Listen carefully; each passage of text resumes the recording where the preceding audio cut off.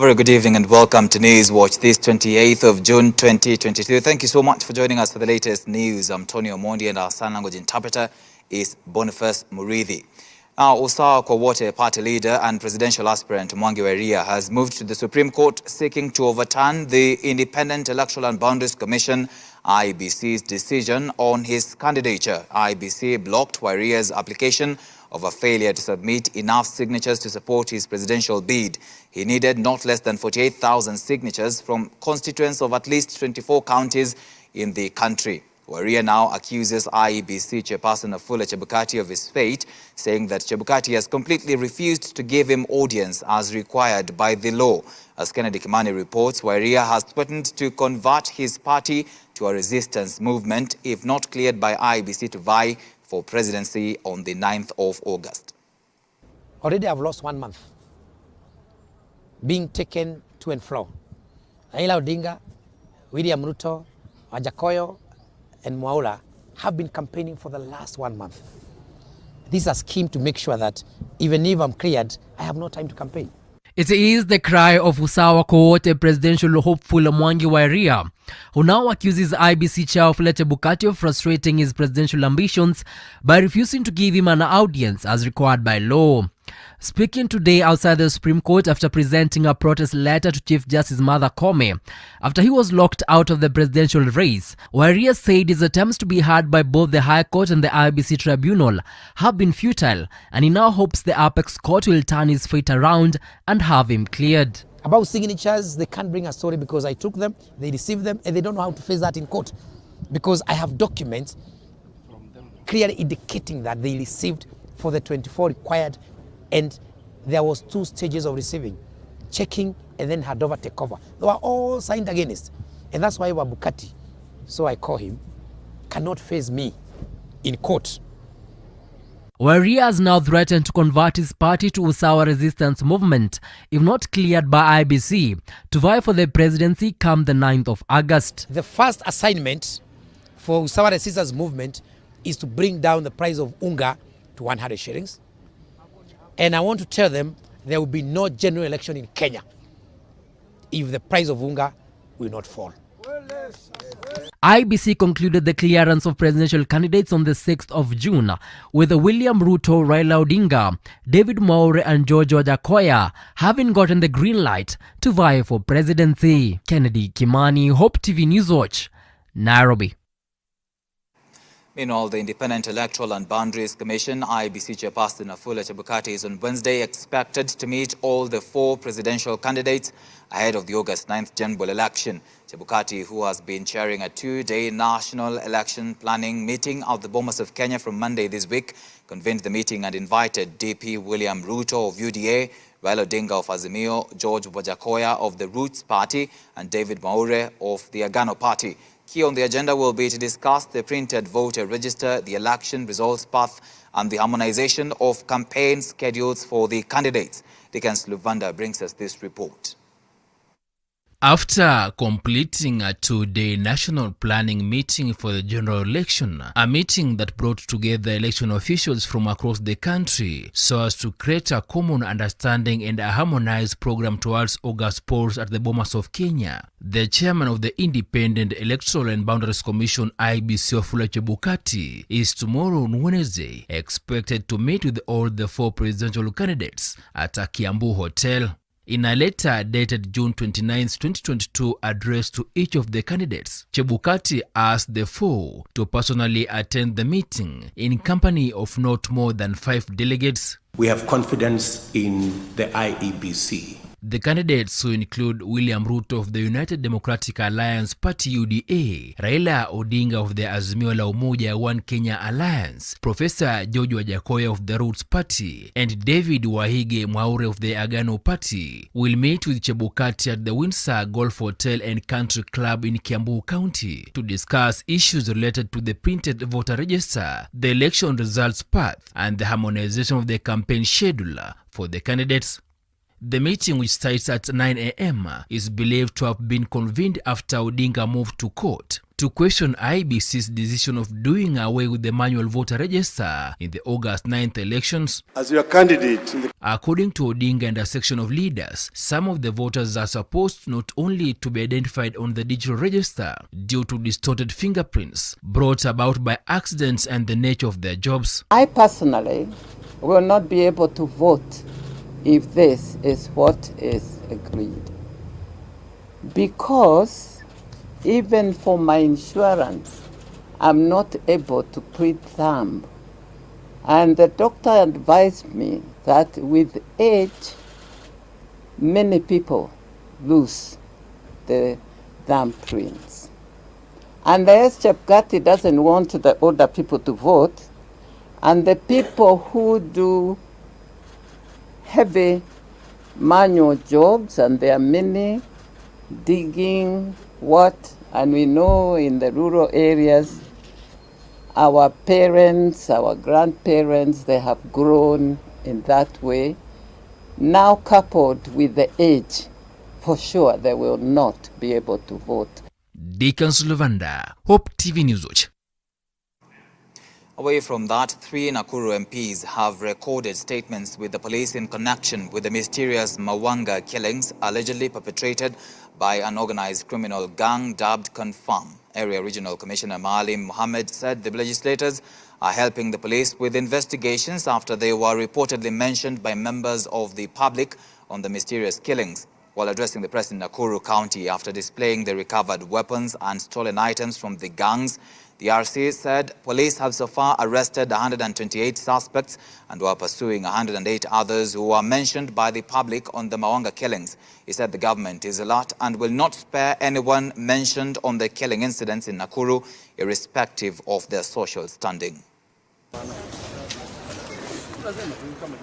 ile tumedhibitisha kufikia sasa, hawa criminals tumefanya profiling na wahusika kuu 42 wako katika rada yetu, na tunawafata na kuhakikisha ya kuwa tumewapata na wamekabiliwa kisheria vilivyo. Ile tunataka kusema ya kuwa mtu yote ametajwa bila kujali yeye ni nani katika jamii, tumesema aweze kuweka korokoroni, waandikishe taarifa kwa polisi na uchunguzi uweze kuendelea. Kwa sababu wananchi wenyewe wametuambia katika mkutano wa hadhara fulani anahusika na kuna wale wanashirikiana na huyo fulani. Kufikia leo kuna baadhi ya viongozi wameandikisha taarifa na uchunguzi unaendelea, na tutahakikisha wamekanyaga kotini. Kufikia sasa tuko na cases 108 total cases ambaye inahusika na hawa waoni, na wale wameshikwa ni 128. Tuko na suspects 128 na tutahakikisha wote wamekanyaga kotini. Baadhi ya zile vitu tumeweza kupata kufikia sasa ni visu, wengine wako na SIM cards kadhaa, masimu ziko mingi. Let's get to some politics now. Kenya Kwanza presidential candidate William Ruto has urged the youth to turn up in large numbers and vote in the August 9th general election, saying it's the only way their voices will be heard. Ruto said this during a meeting on Monday evening where he signed a youth charter at the Nyayo Stadium after engaging youths who were in attendance. On the other hand, Azimio la Umoja One Kenya Alliance presidential candidate Raila Odinga has said that the coalition is committed to a plan that will improve the lives of local residents if elected president. With just 41 days to the August 9th general election, Raila and Ruto have scaled up their campaign strategies to consolidate their vote bases. Tess Njenga reports. Kenya Kwanza running mate Rigathi Gachagua has led campaigns in Turkana and West Pokot counties, accompanied by core principals in the coalition. The leaders held their economic forums addressing various issues ailing the country. Kijana anachukua pikipiki ya shilingi 120. By the time anamaliza kulipa, amelipa muuzaji 300 ama saa zingine hata zaidi. Katika hustle nation tutaweka hustler fund.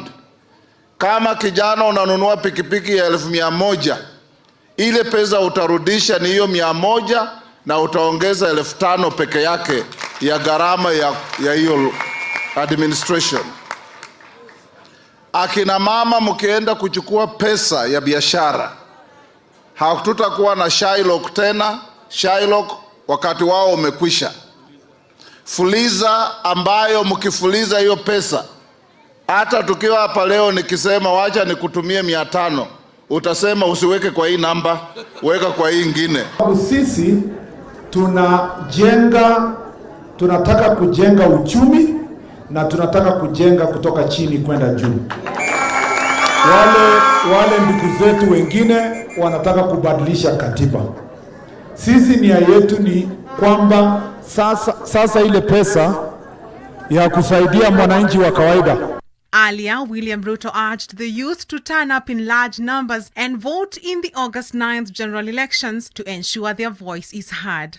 And I want to ask every young person in Kenya, whichever way you want to vote, but you must vote. You must wake up and vote.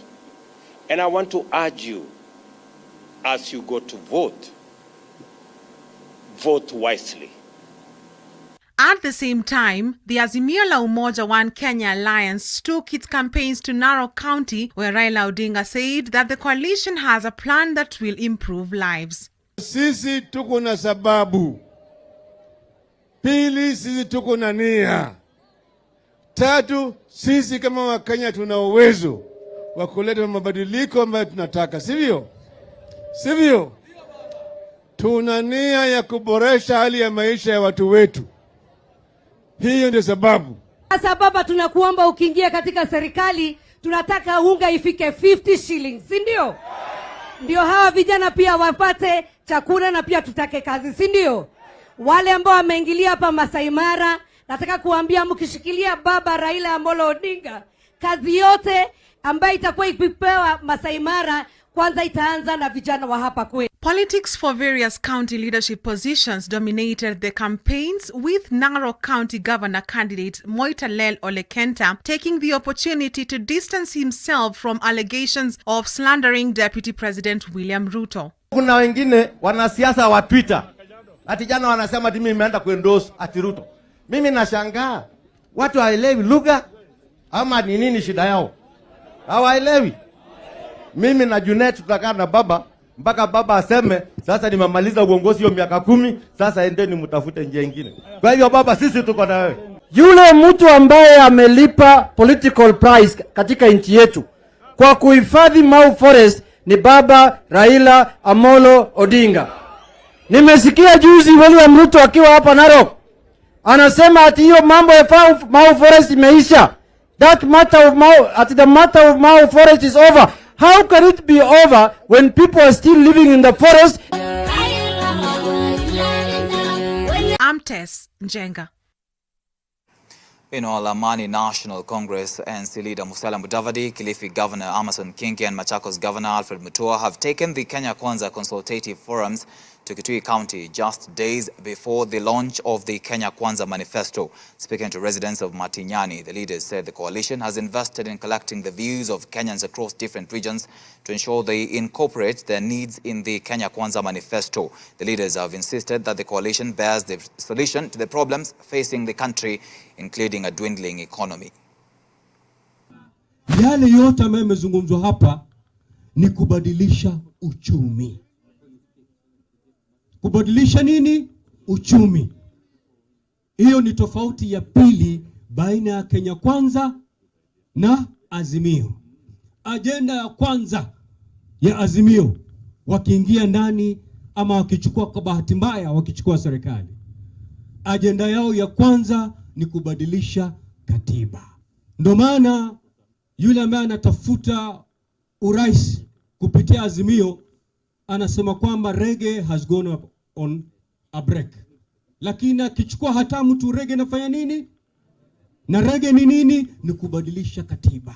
I want to assure you that we want to have a country that will respect the rule of law a country that will make sure that we have sound economic policies, a country that will make sure that investment of public resources goes to where it will multiply properly, for jobs to be created, for people to feed, and for us to grow. That is the government we want. All right, let's take a short commercial break on Newswatch. Still have more lined up for you after the break.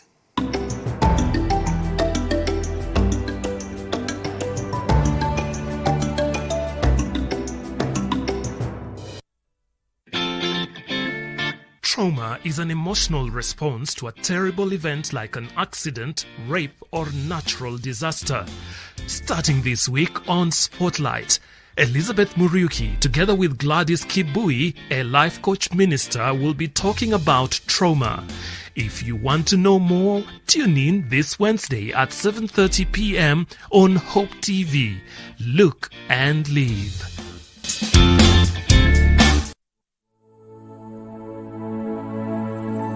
Every day, over 15 million members are transforming Africa.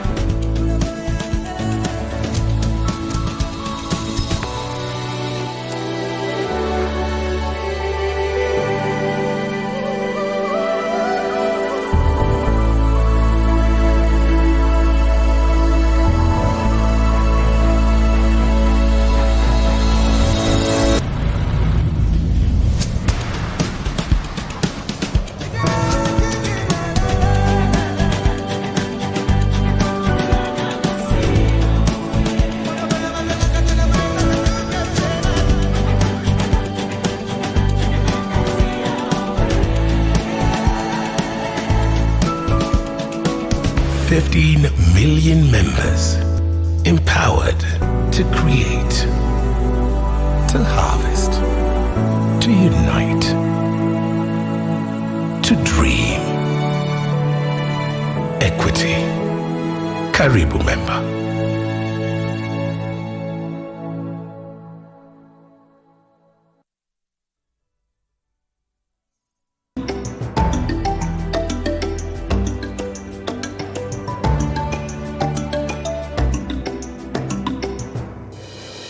Welcome back to Newswatch. A director of a farm dealing in sale of scrap metal has been charged with 155 million shilling tax evasion.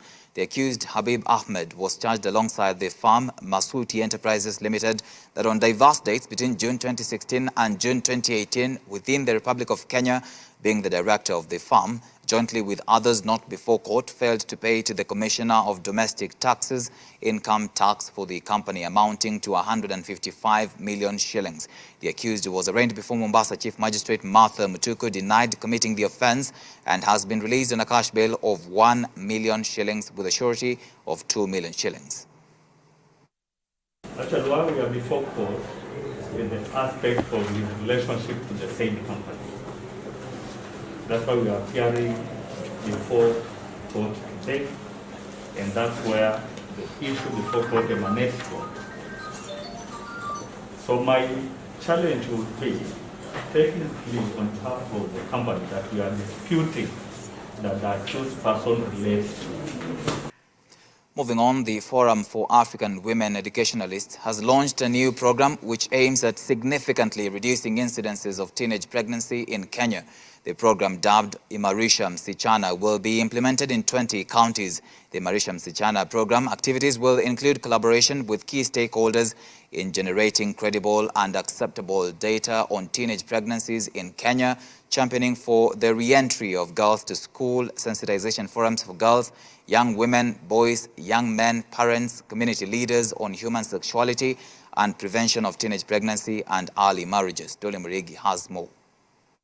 Teenage pregnancies remain a serious and ongoing economic, health and social problem in Kenya. On top of robbing girls of their childhood, it also represents a huge challenge to their capacity to optimize their potential and future contributions to socio-economic development. On Tuesday, the Forum for African Women Educationists launched a new program which aims at reducing the incidences of teenage pregnancy in Kenya during and after COVID-19 pandemic. Speaking during the launch event held in Nairobi, FAWE Africa's Executive Director Martha Mukwenzi said teenage pregnancy continues to be one of the key hindrances to girl-child education in Kenya and Africa at large. As we continue to work on ensuring that all girls get access to school, we count on each and every person. We all need to be keepers of our girls. Like it was mentioned earlier, the girls just need empowerment. They need to know when to say no and mean no. They need to know their rights. And once they know their rights, they will fight for their rights. The program, dubbed Imarisha Msichana Build Her Up, Strengthen the Girl, will be implemented in 20 counties of Nakuru, Nairobi, Machakos, Elgeyo Marakwet, Kiambu, Garissa, Bungoma, Kakamega, Nyeri, Migori, Murang'a, Kajiado, Narok, Homa Bay, Trans Nzoia, Nyandarua, Busia, Meru, Siaya and Turkana.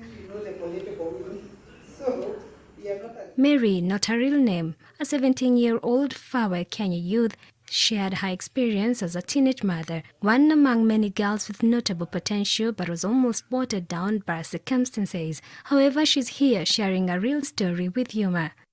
Aliona hawa hawajiwezi, so akatake advantage of the situation, like, which nimesha learn. Ninajua sahi, najua kuna wanaume wabaya na kuna wazuri. Kuna wale wenye wanajua kutake advantage of the situation, lakini kuna watu wale wapoa bado, unaona. Imarisha Msichana program will empower girls with stories like her. The program will run for a period of 3 years, June 2022 to June 2024. The main beneficiaries are teen mothers, adolescents ages of 9 to 18 years, and young women aged 19 to 25 years. And for the boys, it's not that we've left you behind, because still at the State Department of Gender, we cater for both, even the boy child. It is just that you have fewer hurdles. And we just need, I think we should be addressing more of the men to come out and speak for the boy child, because they will understand that space better than even those who are advocating for the girl child. But at the end of the day, the girl child, eventually being a woman, encompasses everybody. When you're being given a second chance to education, we are not again saying that they should add a second baby, no. They should know that they should learn from the maybe something that has occurred, or the first pregnancy, and focus on education. This will even give the girls who intended to become pregnant, or who are seeing pregnancy as something nice, to stay away from it. Dolly Mirigi, Hope TV, Nairobi. The Mombasa billboard squabbles are escalating as candidates accuse Governor Hassan Joho's led administration of denying ODM opponents billboard space to sell their agenda. Former Nyali MP Hezron Awiti lashed out at Governor Joho and the county for frustrating his efforts to put up his billboards ahead of August general election. Awiti, who is now taking a second shot at the Mombasa gubernatorial seat on his vibrant Democratic Party, is one of the 7 gubernatorial candidates cleared to run by the IEBC. Awiti, who spoke during a meeting with various community members and a section of the business community, said he has raised the matter with the IEBC. Raila Amolo Odinga na rafiki yangu alipigania uhuru, na mimi mwenyewe nilimsaidia. Ikiwa wakati mgumu wa KANU, mpaka tukaangusha KANU. Tulipigania kuwa na freedom of choice. Yule ambaye unataka ndio mchague. Kama Azimio, mimi mwenyewe ni rafiki yangu, nilikwenda kwake na kwangu. Tukaongea nimsaidie kampeni ya president, which I'm doing, bila sharti yoyote. Lakini katika chama yangu hatuna candidate ya president. Lakini yoyote we are going to fill. Kabisa? Sasa yule anafikiria kwamba Raila atatoka Nairobi ama Uhuru Kenyatta aniambia niende chini vile Sonko ameteswa hapa. Hii haiwezekani. Na sasa ndio tumekusanyika hapa na tukaweza kuunganisha majamii yote, makabila yote na viongozi wote ili tuweze kujadili njia na namna tutakavyo leta uongozi ambao utatufaa hapa Mombasa. Na kwa sababu ya hiyo tumeona tuna gavana wetu ambao tumejichagulia ambaye anaitwa Awiti Jopo. Sasa sisi hatuko kurudi nyuma hata wakikata stima, kwa sababu tumeona kuna vita ambazo ni zile za kijinga, vita ambazo hazifai kufanywa na watu ambao wanasema ni viongozi. Kiongozi ni kuuza sera. Kiongozi ni kusimama na msimamo wa kuunganisha. Kiongozi ni wa kusimama ili aweze kuonyesha uongozi katika eneo ile ambao anaongoza na wale watu anaongoza. President Marcelo Rebelo de Sousa of Portugal has announced his government's intention to reposition Kenya as the anchor for his country's growing investments on the African continent. In a media address after a bilateral meeting with a Kenyan delegation led by President Uhuru Kenyatta in Lisbon on Tuesday, President Marcelo said Nairobi is best suited as the entry point for Portuguese commercial interests in Africa. The President of the Portuguese Republic said Kenya's stellar profile on the international stage, including its membership of the UN Security Council, leadership of the East African Community, and the role it plays at the African Union, makes Nairobi a perfect commercial partner for the Southern European nation. On his part, President Kenyatta said his visit to Portugal and meeting with President de Sousa would help cement the strong ties between Nairobi and Lisbon through increased flow of investments and people-to-people exchanges. Kenya sees further ahead. Percebe Kenya as grandes linhas estruturais da humanidade. Main, Kenya é árbitro, é mediador privilegiado. It's a key can be a key mediator. É uma plataforma, arbitration. uma ponte. It is a platform. It can be a bridge between different states, different communities, and different views of the world. A visita é especial por se tratar de presidente. The visit is of course special because this is a very special president, not just because it's a visit that we have arranged in September of 2019, but then the pandemic meant we had to postpone this meeting for more than 2 years. But now you are here. And what we're doing today is not new. And that is one of the things that I want to congratulate my dear friend for. This is something that he has been passionate about all the way from when we first engaged on the issue. Not necessarily being the popular thing, but the right thing. And he has continued to advocate for us to really re-engage with our environment and with nature. And towards that end, he has a partner in me, and Portugal has a partner in Kenya. It is our hope that through this meeting and through further engagements that we're going to be having, we will see an increase in the number of investors, tourists, and trade opportunities that will come from this.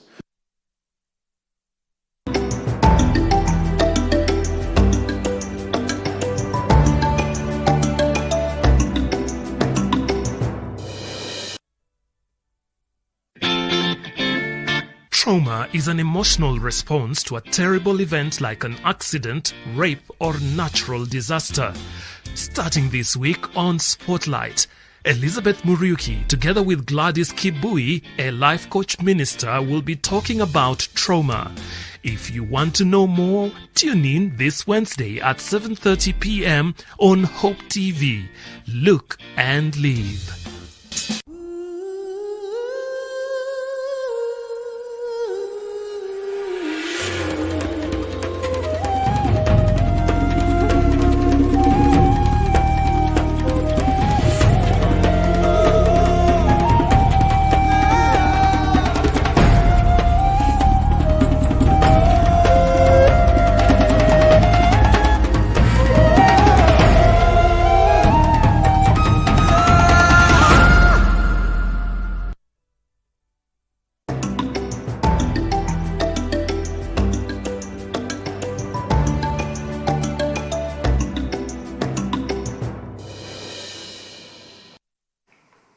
Let's continue with business news. Kenyans living in off-grid areas are set to access more quality solar products after a key modern energy densification project released 390 million shillings to sellers of such products. The funding issued by the Kenya Off-Grid Solar Access Project to 14 firms is meant to help the firms establish sustainable supply chains for the marketing and sale of solar home systems in 14 counties targeted by the project. Speaking during an induction ceremony for the 14 SSPs, Energy PS Gordon Kialangwa noted the major milestone, saying the project modeled to support private sector players to establish viable businesses in the underserved counties is an optimal option and a key plank in meeting the government's electrification goals throughout the country. Though the Kenya National Electrification Strategy, and based on the geospatial studies undertaken by the Minister of Energy, provides for off-grid solar solutions, has identified as the least cost options to reach these underserved areas.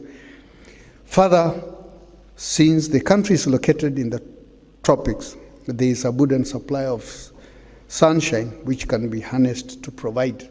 I want you also to know that solar has really not become a very easy thing in this country, whereas countries like Morocco, countries like the Arab United Emirates, their tariff on solar stands at about 1.5 to 2. The tariff for solar in this country is 12. And that's why then it's not so much of an easy venture. And that's why we really must also find a way in which we can actually be able to ensure that the solar component, because there is modernization and the prices for the solar should be coming down. Why should it? We are on the equator, whereby even the sun is closer. This project definitely then aims to sell close to about 250,000 standalone solar home systems and 150,000 higher tier clean cooking solutions. This will be achieved by providing incentives under the results-based financing model through which private enterprise will establish sustainable supply chain for the marketing and sales of solar systems, as well as clean cooking solutions in the underserved areas.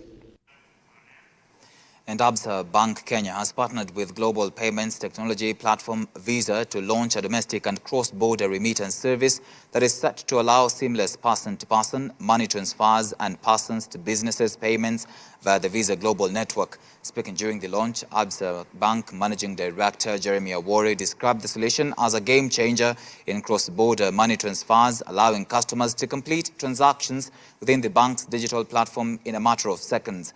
This partnership comes at a time when remittances to low and middle-income countries like Kenya are expected to rise by 2.2% to 66.1 trillion shillings in 2022 as part of the post-pandemic recovery, according to the World Bank. Many of these solutions really bring in the best technology, they simplify customer experiences, and they fit in to the lives of customers, where they want to transact, how they want to transact, whether it's domestic or international. So you can expect to see more innovations through our partnership that have not been done in the country and potentially even in the region as we bring these to market. Working together with you is what enables us to create the next generation of commerce experience from right here in Nairobi to serve the needs for the consumers, not only in Kenya, in Africa, and also export our know-how globally. Absa Visa Send Money solution will help Kenyans to take advantage of the rise in cross-border remittance when they make and receive these payments with ease through our Visa Global Network.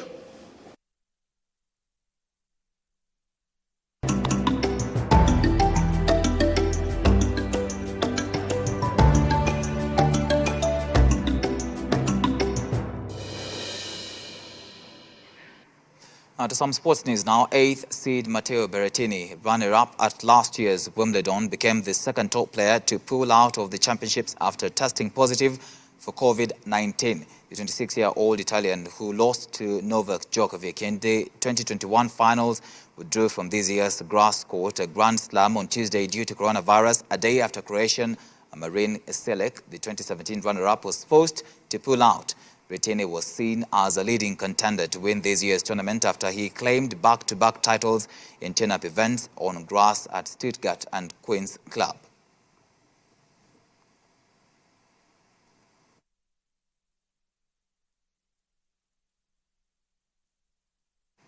Formula One has developed a synthetic sustainable fuel to be introduced in 2026 as part of its program to be net zero carbon by 2030. Synthetic fuels are manufactured by an industrial process and emit in their burning only the carbon that was taken out of the atmosphere to make them. The fuel can be used in standard internal combustion engines and could help the car industry to decarbonize. In F1, it will be used in new generation hybrid engines from 2026. This will increase the proportion of power produced by the hybrid part of the engine compared to the already super efficient motors used since 2014.